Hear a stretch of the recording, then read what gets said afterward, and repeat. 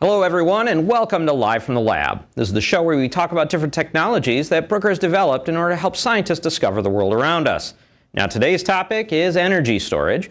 So in particular, we're going to be talking a lot about batteries. Now today we're going to kind of do a big introduction to the topic, talk about the different techniques, specifically X-ray diffraction and X-ray microscopy,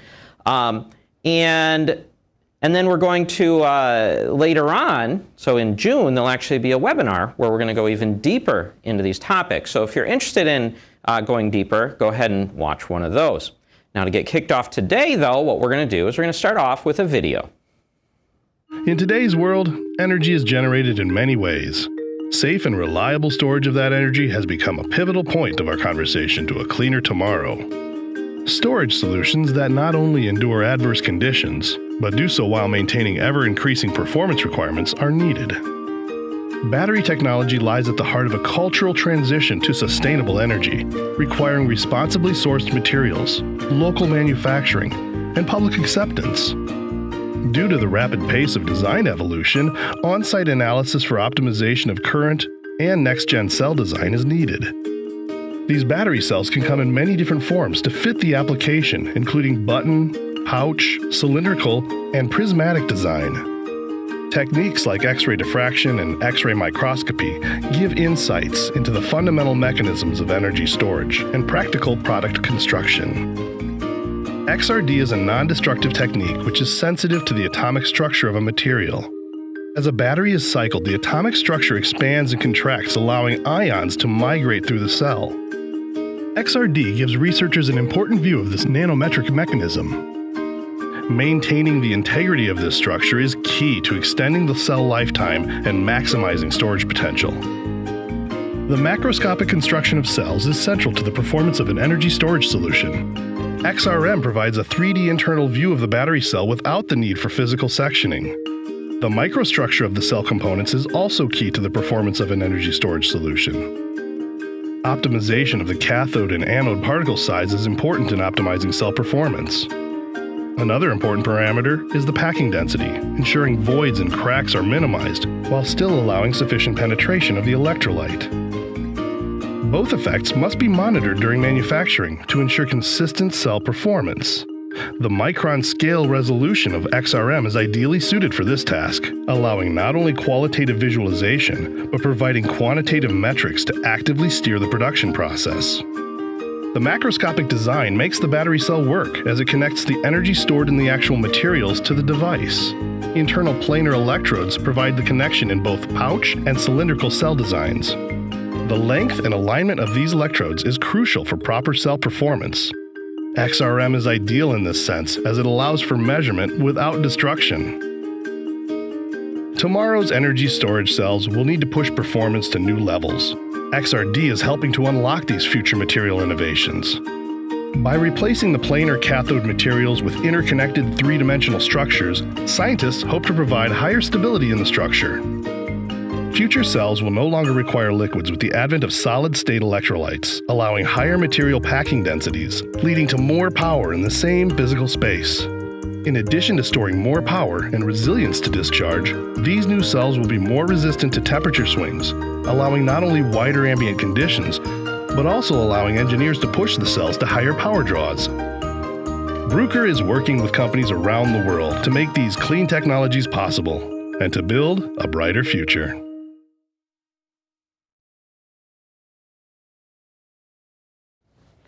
All right, welcome to the studio, and today I am joined by Dave.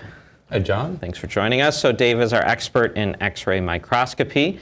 For those of you unfamiliar, XRM is a technique based on Micro-CT, which we combine with fancy software into a complete imaging solution. Right, turning X-rays into 3D objects. Yeah, and that's been one of the big changes, I would say, over the last years, maybe 2-3 years, right, has been this acceptance that you can do CT on things that aren't just soft tissue.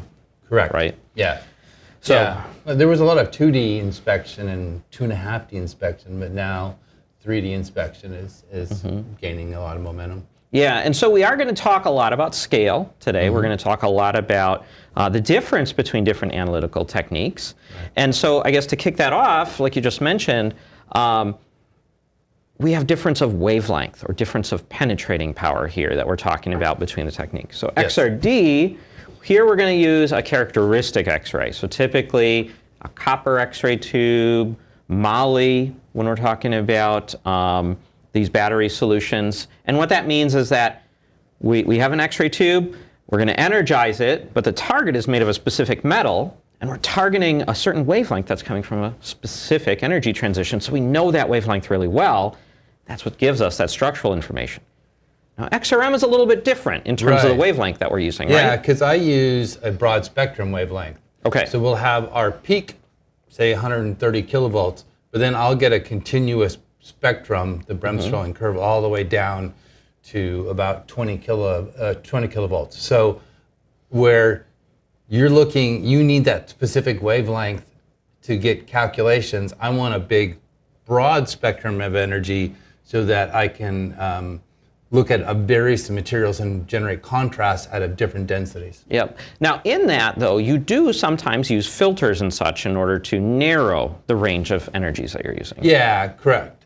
Because when you are using higher energies on dense materials, there are some artifacts, nonlinear absorption, and most of that is in the low energy side of the curve. So by removing the lower energy side of the curve, you actually get a cleaner image. Right. With fewer artifacts, fewer scattering events. So yeah, so again, that difference, XRD, we're like, I want the X-rays that are 1.54056 angstroms. That's it. I don't want anything else. That's the X-ray wavelength. Right. You're saying, you know what? I want to use from 100 to 130 kilovolts. Exactly. Yep. And you cut that low stuff, stick it in a filter. Exactly. All right. So now talking about scale again, now let's talk about the length scale of the problem. So XRD, what we're looking at is we're going to look at that structure of the material itself, so the atomic scale. And in particular, in that battery, we're going to have two important materials. We're going to have one that's called a cathode. We're going to have one that's called an anode. Now the anode nowadays, it's almost all graphite. The cathode, though, they're playing a lot with. And you got two principal compositions. NMCs, these are lithium, and they're all lithium-based these days. So NMCs, they have nickel, manganese, and cobalt in it. Or you have LFPs, so those are iron phosphates. Iron phosphates, you get a little bit less energy out of them, but they're a lot cheaper. NMCs, on the other hand, a lot more expensive because of the cobalt, but higher performance. So you're talking about a high-end car, that probably has the NMCs in it. You're talking about a little bit cheaper car, you got LFPs. But the length scale of the problem, again, here with XRD, we're talking on the atomic scale or the unit cell scale. Now, XRM, let's talk about that length scale that we're looking at. Yeah, so now we're, from your end, then they start to make crystals, objects, solids, right? Yep. So we look at anywhere between the distribution, the size of those actual little particles, which are on the microns, single micron scale. Yep. All the way up into the hundreds of microns, where you're talking about the final construction. Yes. So, and in between those two scales lengths, there's various things that we can look at, various components, excuse me, of the anode cathode, how the whole thing is assembled. Yes, and that process is something that's just quintessential to this whole battery revolution. And actually, that's probably one of the things that's holding us up a little bit. So these gigafactories, it's a very, very complex process that they're doing. So they'll take the powders, they come in from another supplier, they're going to take the powder, they're going to lay it down onto the electrode material, they coat it, they press that down, they cut it into strips, they wind it, stick it in a can, fill it with electrolyte, seal up the can, go on to charge-discharge, condition it for several weeks. And unfortunately, the current process is now we do a lot of electrical testing, and we find out 3 weeks ago there was a problem. Right. Right? Yeah. So that's, I think, where analytics like XRM and XRD are really going to help out this issue. So in terms of XRM, right, where might we see it? So that's that process. Where would we see those insertion points for, you know what, it's time to do an XRM scan? Yeah, so the XRM is really the ultimate NDT, non-destructive test. Okay. Right, because I can take a battery, just stick it in my instrument and run it. So You want to look at the manufacturing process. Am I getting a repeatable process? Is everything being sealed or everything going down correctly? Yes. Am I getting gaps in the electrolytes, right? Yeah. Are there any holes? Uniform of the roll, all that.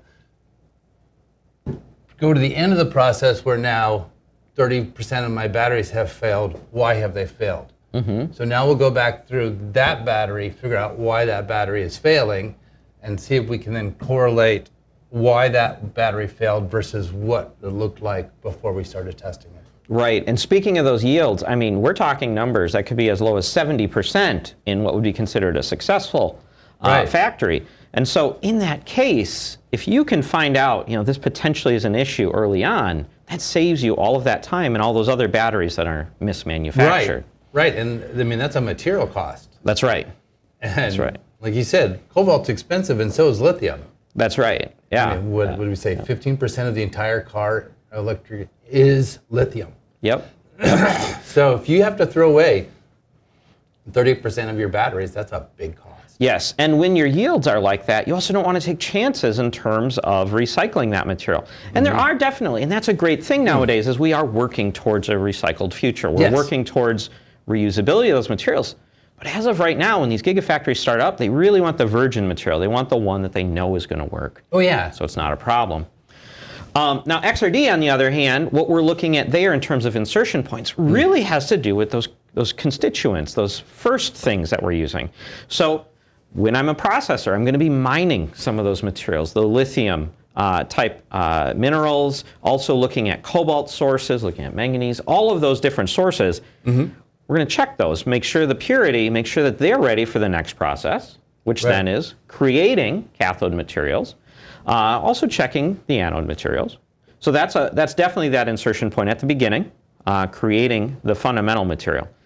Now, when you lay it down, sometimes there's a question of, can we make that battery perform better with orienting the material? And what does that mean, orienting? Well, we saw in those pictures, of course, these perfect planes all aligned, but the reality is the grains are pointing different ways. People are starting to investigate things like maybe the graphite. What if we try to lay it down in such a way that it's all pointing one direction? Maybe that increases our yield. Looking at things like the orientation of the electrode sheets. That helps us with metal forming. Because if you have orientation in one way, when you cut it, that can cause different bending or different issues. So XRD is kind of on that constituent side. XRM, on the other hand, that's all about that product. Your at the end of the R&D. day. That's right. There we go. And there, we did a little bit. We do have XRF too, which gets brought in. That's right. So XRF, very important technique in terms of determining elemental composition. Right, and impurities, and Yep. Is my raw material good coming in the door? Right. And moving towards that recycled future, it's also really important in checking the purity of that return stock. Exactly. Yeah. So all the techniques here, they're all different pieces of a puzzle that we're putting together into one analytical picture. And that's another revolution that we're seeing right now in the industry, which is the integration of artificial intelligence, right? Yeah. So the idea that we can take data, we could take XRD, we could take XRF, we could take XRM scans, Right. put them all into the computer, we keep taking those scans, and eventually it might say, you might have a problem here, right? Yeah, exactly. And you were talking about too, is when you're months out, like the time you manufacture it until it fails, could be several months, and you've lost, a month of your batteries, and if you can feed backwards into the process and figure out, I see these are bad here. Yeah. Right. Now, if we change focus from that gigafactory scale, where we're manufacturing, maybe concentrate a little more on the R&D side of it, there we're going to be looking at materials in things like pouch cells and coin cells. So for the XRD side, one of the big things right now that people do is something called in operando. Yes. And so we saw a little bit of an example in that in the video. What we do is we hook up a charge-discharge machine. And what's neat nowadays is that these are all integrated into your machine, into your diffractometer. You can actually program it. It'll change the voltage, change the current. It'll drain it. It'll charge it. And you can measure all of it with the metadata collected. Now, that's really important for understanding how the fundamental material, how does that cathode material behave as a function of time. In terms of that R&D scale, where are we seeing XRM take over? You mean on the research side? Yeah, so when we're doing research on, say, the smaller cells, where we might only have, a pouch cell that's fairly small. But we do actually some of the stuff. I mean, you do in situ, so to speak, interrupt random. Yep. The timescales don't really work well for XRM. Yep. So what we will see is they'll cycle it 1,000 times, 10,000 times, image it, do it another 10, and see if they can't pull up things happening on that time length. Yep. Also, you have to look at lifespan of my materials. Yeah. Can my battery sit there for 6 years and not corrode, or Right. And so we've been mainly focusing on the inside, but there's also the outside of the batteries. Right. That is a classic machining, a classic manufacturing process, but it still factors in. Am I getting internal corrosion? Is my materials lasting inside the cell? Right. You actually have little wires and little connectors inside your battery cell, and those fail. And it's, once you manufacture, or once you start to work on a design for the battery, you can build anything in your lab, but you have to then translate that into a manufacturable process. Right. And a lot of times they'll go through dozens of different variations of the manufacturing process, go back and look at them, and to see, can we predict, is this one more likely to fail or that one, depending on how we built it. Right. And so when we think about it, things like the quintessential can, the little jelly roll that's been stuffed into the can, really on the R&D scale, though, that starts a lot different. That's just going to be a little pouch, right, with a few layers in it. And now all of a sudden we can start talking about different resolution scales, right? Yeah, exactly. So in XRM, if you're measuring this, that's going to have an effect on resolution versus measuring just a tiny pouch, right? Absolutely, yeah. No, if you're trying to image the whole device, you're only, you have a fixed number of pixels to go across an object. Yes. So, you are limited. The resolution I'm going to get for a massive battery is not the resolution I'm going to get for a small battery. Right. It's just inherent to XRM. And that has to do with how close you get it, right? How close you can get it, and the penetration power. Okay. XRM is limited in that you're only passing a fixed amount of X-rays through. You're limited by your power. Yep. And going through a small battery like this is no problem whatsoever. Say you've got a 6-pack. Say you've got a larger battery. You have AAA versus a C battery, right? Yeah. A lot more material there. So there is, depending on the material, there is size limitations to what I can scan. All right, and if you're looking for the maximum resolution, what are some tips that we have for everybody? If you wanted to get the best resolution. Smaller the better. Yeah, and what are we talking about? What's that scale that we could say get to on a ideal experiment? I mean, on an ideal experiment, a very small watch battery maybe. Okay. We've shown sub-angstrom resolution on that. Sub-nano? Or sub-micron? Yeah, sub-angstrom would be lovely. Yeah, that's really small. No, sorry. Sub-micron. Sub-micron. Okay, so and on that scale, we actually get very, very good imaging of the powders themselves, right? So we can see connectivity of the cathode materials to themselves. Uniformity, exactly. Okay, and that's actually in an assembled cell, not just, say, loose powder. That's just the cell. Stick the cell in there and scan it. Okay, on the other hand, if we have a fully constructed pack, something like this, what would we be talking about our resolution? Tens of microns. Okay, but then again, that's tens of microns on something that's huge. I mean, this is a very, very large object, right? So you always have to think about that. I mean, we always like to spec chase. Like I want to have the highest resolution and the maximum field of view. Right. Reality is that there are trade-offs there. Yes. Right? So, and that's going to be any instrument. Right, exactly. And speed as well, that taking a very, very high resolution image is a lot slower than taking a larger, faster. I mean, if I'm just looking at the construction of this, I can pound that out really quick. I don't need the highest resolution. If I see something, I can zoom in farther. But if I am looking at the electrolyte, now I'm talking about a multi-hour, experiment. Right, right. But it is, you can see it. Oh, absolutely. Yep, Yeah. yep. So you can do it. Now I understand you've brought some images for us to Sure. take a look at here. Yeah. There we go. So this is a replacement battery for a home electronics device, Okay. and it's two basically cylinder cells. Okay. So 2 of this type of thing stuck Right. in there. And you're looking at the end of the batteries, and as they connect to the electrodes down here, and they're really interested in this. What happens between? So here you have the electrolyte up here, and here you just have the dividers, the separators. Yep. Yep. And the separator height and the how uniform the top of the electrolyte is very critical to the functioning of the cell. Yeah. So here we've got those electrodes, and what I like to say here is it's kind of like a toilet paper problem. Yeah. It's like, my kids, they grab the toilet paper roll, they unroll the whole thing. Okay, now good luck re-rolling that thing up and getting it nice and straight. Well, that's what we're looking at, right? Exactly. Is it nice and straight? Is it nice and straight?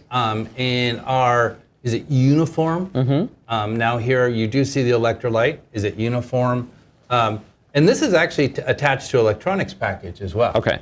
So again, you want to, they're interested in the electronics package as well, Yeah. because you are putting a lot of current through a small electronics device, Yeah. and again, you can get failures at that point as well.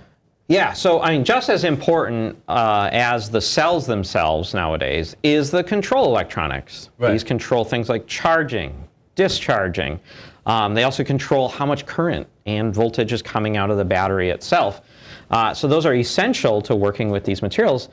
If you have a problem with that charge control circuit, that Yes. sometimes doesn't end up so good. No, right? it doesn't. Yeah. Yeah. Yep. And speaking about things actually not turning out so well, we've also seen some very interesting samples in terms of specifically trying to wreck them or destroy them, right? Yes. We had a customer send us in 2 batteries, and there is a test now where they actually penetrate batteries. We all remember the phones that were catching on fire. Yep. Or the hoverboards that were catching on fire. Yep, So anyway, it came out of that process, and they basically said, they sent us 2 batteries. One was like a standard off-the-shelf battery, and one was one that they were developing. Yeah. And they did this nail, they basically punctured them with a nail. Yeah. And they sent us the 2 batteries after the test. And the one that they had manufactured, the jelly roll looks absolutely perfect. Yeah. There's no, you can see the nail penetration. There is mechanical stress, mechanical failure of the cell, but that's it. Right. And then the other one obviously caught on fire and blew up. Yeah, yeah. And this is why, you're on the airplane and they say, if you lose your cell phone, don't look for it yourself. Don't lean back your seat. Yes. Because if it breaks, if that battery cell's compromised, especially when it's charged, right? Uncontrolled thermodynamic. Thermal event. Uncontrolled exothermic event or something like that. Right, Yeah. right. So now what you have on your screen here is a little bit different type of a cell, huh? Right, actually, and then, so this would be a typical pouch cell in a device. Like a pouch cell. Yep, and again, you're looking at the same things. Now here, your electrode, you have the large central electrode that runs through the sample. Yep. And people want to look at that. They want to look at, occasionally you'll see like pitting and corrosion. Yep. It's not really corrosion, of the cell, of this. And again, this was actually the same company who has 2 different product lines. And so this is one, that's the other. And yeah, it's a very typical thing I'm seeing these days is people looking at so I told you there's a screw right in the middle of this. This is a real commercial device, and I am zoomed into this sample, but in real life, this is a large device that you would, you would go to your electronics store and buy this big hunk of material, and I've digitally removed all the plastic and all of the stuff that isn't battery. Okay. So one of the things that's really important, I know too, with these types of cells is the edges. Yes. That's really important because of those bends, right? Yeah. And in this case, they're nice. They're fairly uniform. Yep. And one thing also that it allows us to do is I can now pull this up in 3D, and I can now manipulate my object in 3D, and it gives you a little bit more information than it does in a 2D image, because you're actually able to see what is going on within the sample and on a 3D level. Right, right. So, and in terms of imagery versus quantitative, so qualitative versus quantitative, here, of course, we're looking a lot at the images. Right. But we can get a lot of quantitative information out of these batteries Oh, absolutely. too, right? I can measure all of my electrodes. I mean, layers. It's 1-2 clicks to generate the thickness variation across every single layer within your battery. Yeah. I can look at uniformity of one line. I can look at all sorts. What is another? When we're on the when we get down to the actual crystal size, then we can actually do particle distribution as well. Yeah. How size distribution, voids, the void content, things like that. Yeah, and the connectivity, right? Between the different cathode materials and also those anode materials, making sure that they're actually touching. That's one of the tricks in getting the right size, is making sure that we have particle-particle touching. So that's going to be the most efficient transmission of the ions through the cell.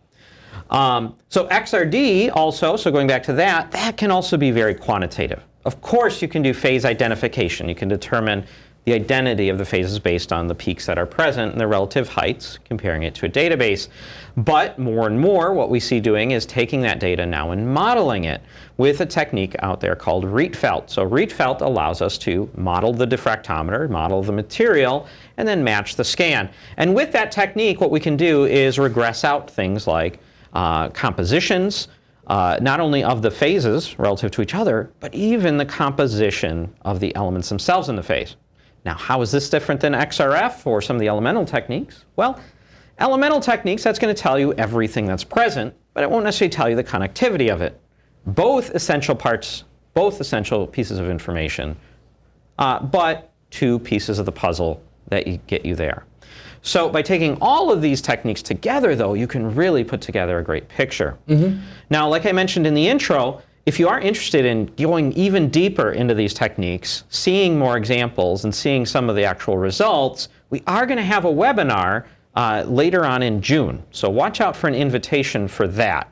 Also, we're going to be putting out some different flyers and such on this, and you'll see us at some of the shows out there. So if any of you are going, make sure to stop by our booth and say hi.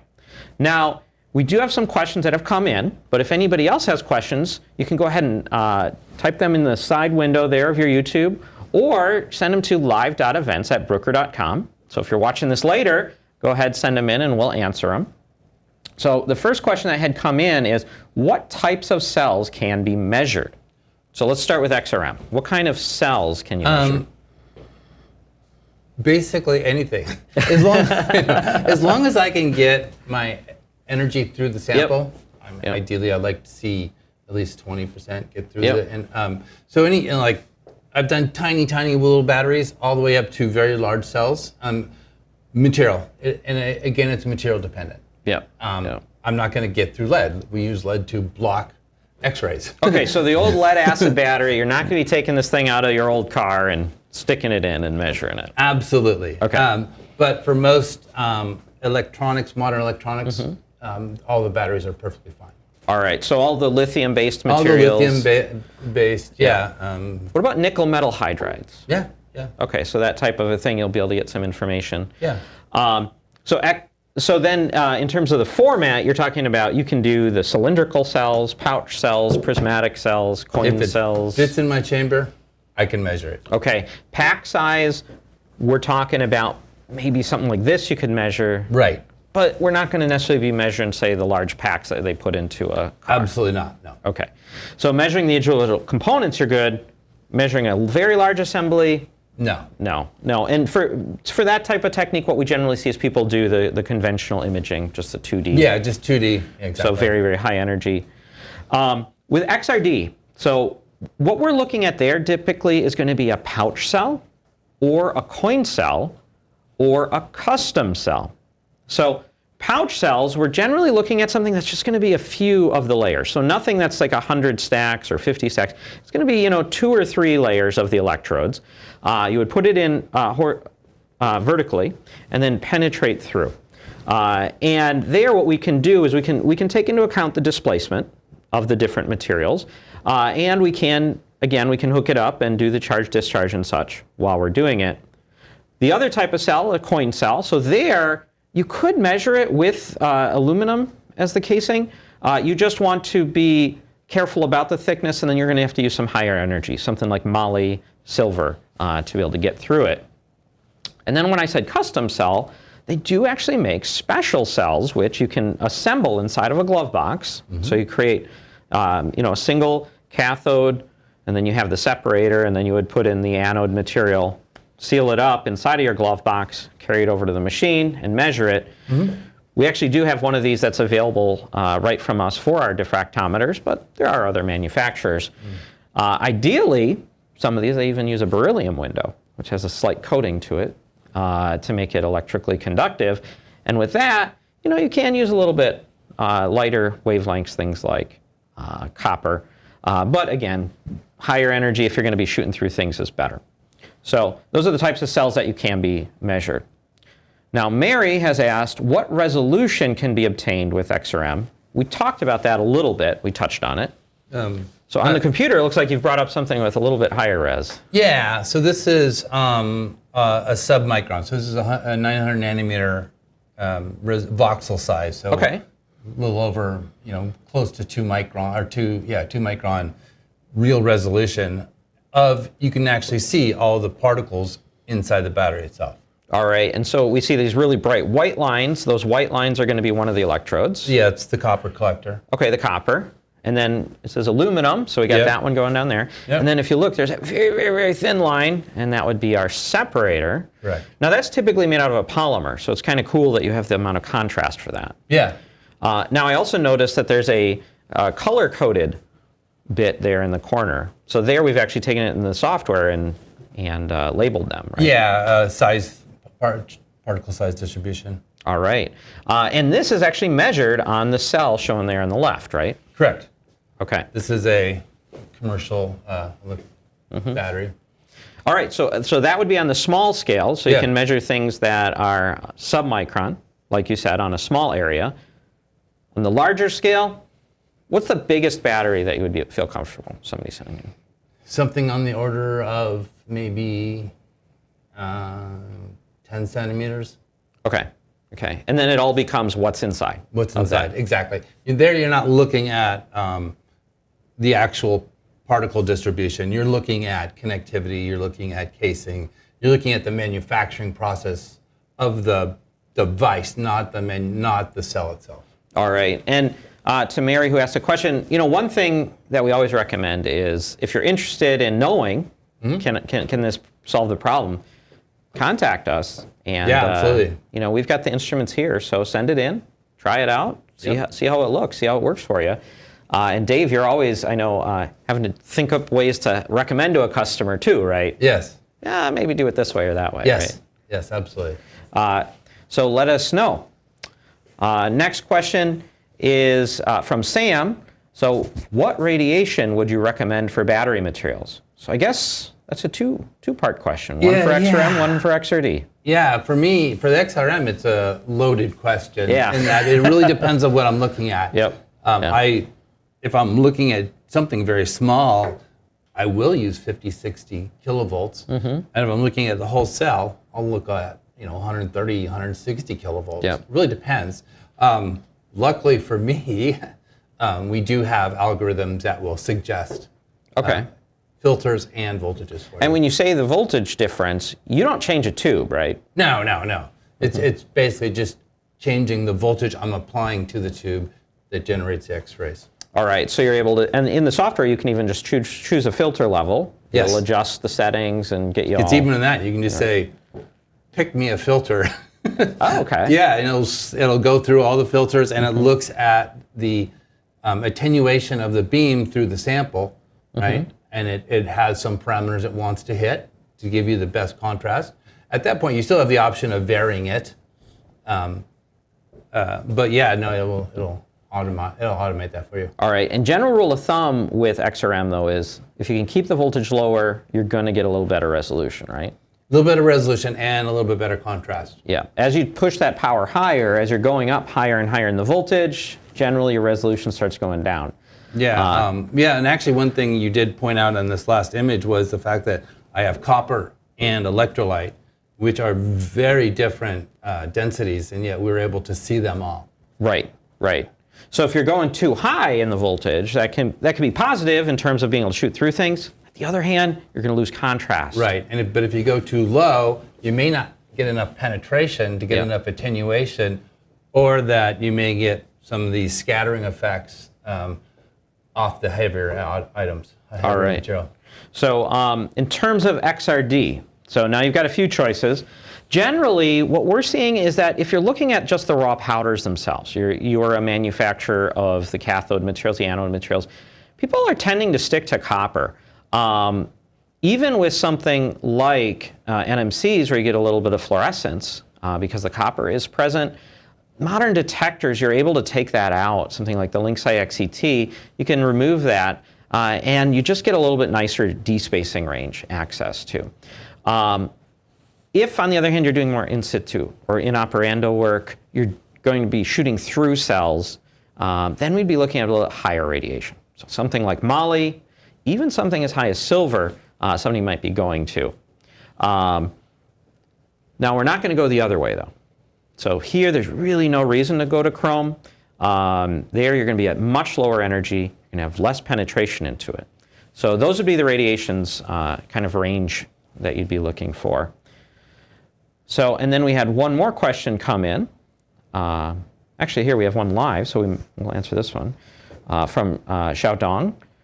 What's the advantage of a Bruker XRM software over common softwares like Dragonfly, etc.? I like Dragonfly. It's got some cool stuff. So we provide, when you buy an instrument from us, we provide you with an entire software suite. Mm-hmm. And I would say for 95% of our customers, our software suite does everything they need it to do. Yeah. There are some things that other software packages can do. Mm-hmm. And so, like I said, our software package is really geared for like I said, 95% of the users. Right. There are some separation things and some AI algorithms in other software that I think are really cool. And so, yeah, there are customers that do this. And if you are a vendor or company and you have SEMs and TE and you have all these units, quite often you will have a microscopy package that you can put all this into. Our data is completely transferable. We have non-proprietary data formats. So if you love Dragonfly, use Dragonfly. Yep. So, and really when we're talking about XRM software, there's going to be three levels. There's going to be your data collection, then there's your reconstruction, then there's your analysis. Correct. So data collection, generally, whatever vendor your machine is from, it should have a way to collect.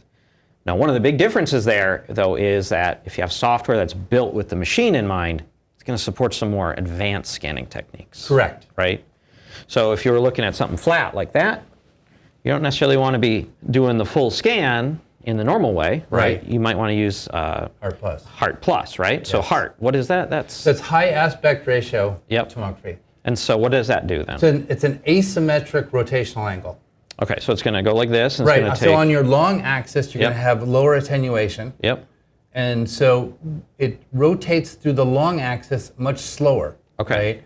So it can collect more energy. You get better, higher resolution. But if you were to do that all the way around, you would way overkill the data required to image this direction. Yep. So it does a faster scan, larger rotational steps through the flat side of the sample. Okay, so instead of it being a uniform turn, it adjusts that turn so that you can get optimal data collection. Right, and then you have, if you want to take a battery like this and do a high resolution scan, well, it's going to be a square basically, but it's only going to fit this much of the sample, right? And if I want to do the whole battery, I have two options. I can take a series of images and then stitch the whole package together. Or I can do what's called a spiral scan, where I rotate the sample and move it up through the field of view. And then I generate a long continuous image. And that's going to give you actually better resolution on horizontal surfaces, right? Correct. Right. So this is one of those big advantages to using kind of vendor software. So there you're going to have the collection regimes are going to be in the software. Reconstruction knows about that. Right. Takes that information in. Right. Now it's going to put out your data files. Mm-hmm. So now on the data file side, big advantage, if you buy one of the Bruker machines, it's an XRM, not a Micro-CT, because it's a whole imaging solution. Right. Got the software there. Already, can do all the quantitative, can do the qualitative. Right. If there's something special you like about Dragonfly, there's also VG. Yeah, there's a couple packages out there. Yeah, those are, they're great softwares. And, if you're used to it, have at it. Yeah, put your data in there. And if you're at a university, Dragonfly actually gives you a short-term free license. Yep. It's not comprehensive, but it's, Yeah. So, try them out, find out what works best for your process, and then go ahead and use them. So that's the question to that. We had one more question come in beforehand, and that is from Dan. And it's another length scale question, actually. What's the benefit of a large instrument over bench tops when we're talking about these types of measurements? Sure. So we make bench tops, and we make floor standing models. Yep. And it really comes down to what you're doing. And we have a bench top that will do high res and will do a good job with the segment, looking at the particles, the SkyScan 1272.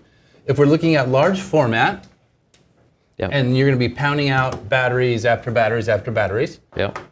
A 1273, it's a higher power, faster collection system, but it's good for the entire package. It's not quite as high as resolution as a 1272. Okay.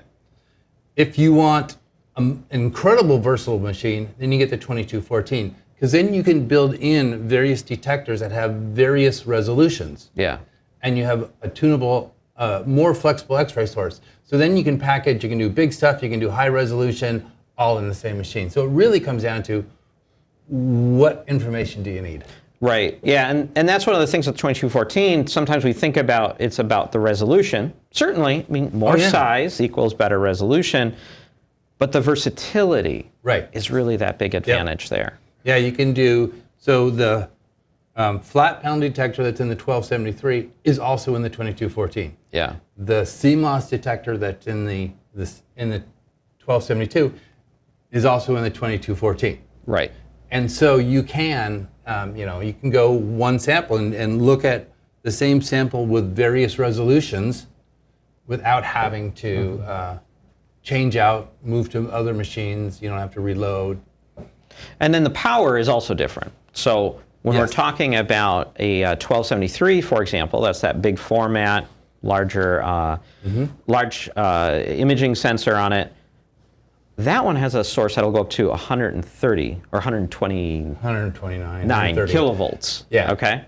39 watt. Yep. Yeah. And that's your punch power. So your 139, that's the power for a photon to go through, and then the wattage that you mentioned, that's the number of photons. Right. So that's going to be kind of your speed. How bright is the light? Right. Now when we go to a 2214, that's the big floor standing machine. Right. Voltage a little bit higher. It will go up to 160 on some detectors. The small high res you can't. Okay. But it's more geared towards keeping the beam size small, so it's not quite as high power as the 1273. Yep.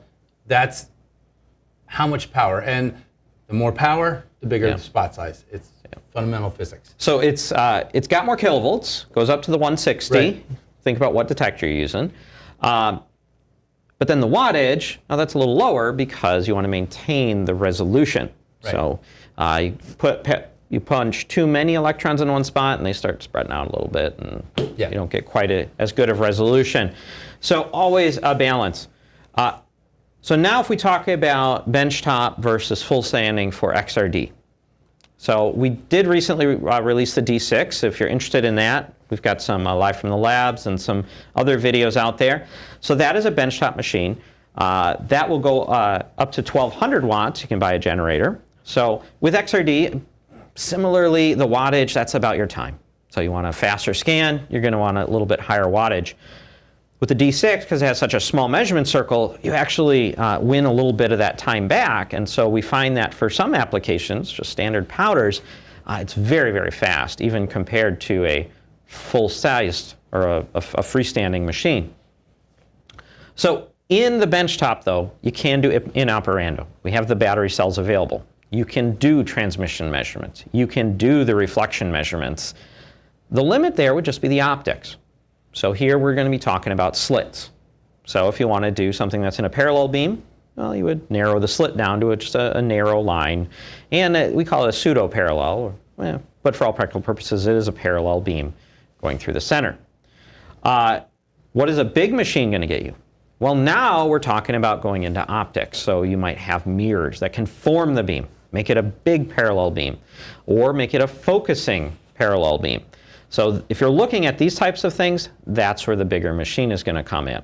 Also, if you're looking at a different detector. So sometimes people want to go into a 2D detector like the Eiger, that's available on the bigger floor standing instrument. So really there's no downside to the benchtop. If you can get the benchtop to work for you, it's going to perform just as well as the large one. But if your application starts to exceed what's available in the benchtop format, that's where you're going to look at either a D8 Advance or a D8 Discover. And with that, we've actually answered all of our questions. So if anybody does have any other ones, you can go ahead, again, send them in, live.events@bruker.com. Otherwise, make sure to come and visit us at some of these trade shows that are coming up this year, or, again, watch that webinar later on in June. Mm-hmm. Thank you, Dave, for joining us. Sure, always a pleasure. I mean, XRM, like I said, to me, it's that game-changing technology. Oh, yeah. We're going to see it more and more. It's going to become as quintessential as the old optical microscope that you see in every lab. And it's simple to use. Yeah. I mean, there's a learning curve on the analysis side, but I can teach anyone in a day to take an image, process it, and make nice quality images. Right, right. And that's one of the things I really enjoy, especially about this show, is that we try to talk about the technology. Of course, we're Bruker, so you can come check us out for sure, buy our machines. But for all the materials people out there, this is just a cool new tech that's out there. And we would love you, all just to start using it. Just get used to it. If you have any samples that you think might be interesting, go ahead, contact us. Get those things in here. Because it really is kind of, I think, a wave that's coming. Yep. So also, though, I'd like to say thank you to everybody out there for taking the time and watch this today. And until next time, make sure to keep your signal high and your background low.